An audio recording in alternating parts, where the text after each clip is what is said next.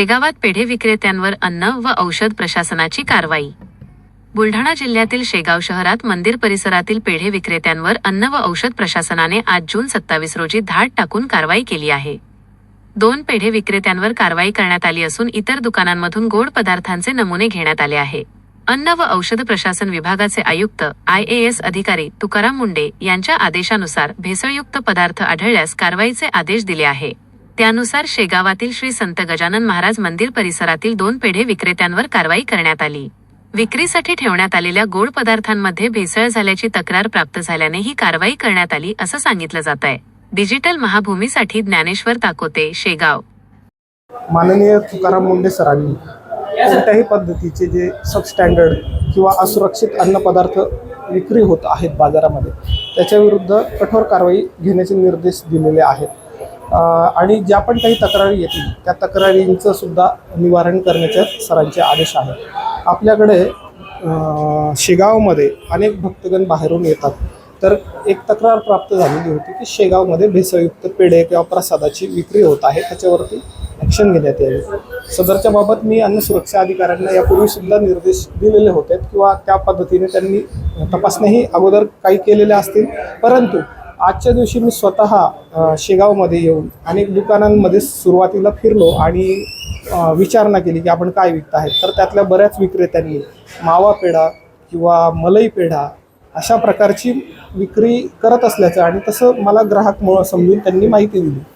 मी अगोदर फेरफटका मारल्यावरती माझ्यासोबत 2 अन्न सुरक्षा अधिकारी आहेत, श्री वसावे साहेब आणि श्री भुपाळे साहेब, त्यांना मी सदरच्या बाबतीमध्ये कारवाई घेण्याचे निर्देश दिले। त्यानुसार 2 अन्न व्यवसाय चालकांकडे ते तपासणीसाठी आणि सॅम्पलिंगसाठी आता बसलेले आहेत।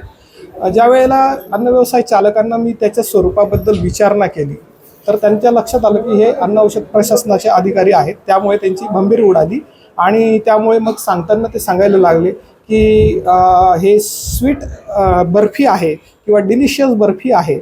आणि त्याच्या स्वरूपाबद्दल ज्या वेळेला मी त्यांना विचारणा केली त्यावेळेला मात्र त्यांना सांगता येत नव्हतं, किंवा मग त्यानंतर त्यांनी सांगितलं की हे बाहेरून आणलेला माल आहे, आमच्याकडे याची खरेदी विक्री बिलं नाही आहेत। मग मी विक्रेत्यांना एकच आवाहन करेल की जर तुमच्याकडे बाहेरून येणारा अन्नपदार्थ असेल किंवा कोणताही कच्चा माल असेल किंवा पक्का माल असेल त्याची अगोदर आपण बिलं घ्या आणि ज्या स्वरूपाचा तो माल आहे त्या स्वरूपातच तुम्ही ग्राहकांना त्याची विक्री करा, ते डिस्क्लोज करा की याचे घटक काय आहे।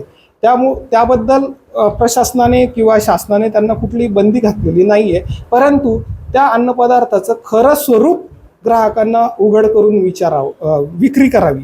म्हणजे काय, उदाहरणार्थ आता मी हेच म्हणत होतो की जसं मावा पेढा म्हणता आहात, मलाई पेढा म्हणता आहात, तर ग्राहकाच्या मनामध्ये एकच गोष्ट आहे की हा दूध किंवा दुधापासून तयार केलेला आहे, परंतु प्रत्यक्षामध्ये जी विक्री होते आहे ती पाम तेल, साखर आणि स्किम्ड मिल्क पावडर म्हणजे दुधाची जी पावडर असते त्यापासून बनवलेला आहे। तर यामध्ये जे पाम तेल आहे त्याचा उल्लेख विक्रेते कुठेच करत नाही आहेत आणि अशा पद्धतीने इथे ग्राहकांची फसवणूक होत आहे आणि त्यामुळे ही कारवाई आता घेण्यात आलेली आहे आणि याचे नमुने लॅबला तपासणीसाठी पाठवले जातील आणि त्यानुसार आपण पुढची ॲक्शन यांच्या विरुद्ध घेणार आहोत।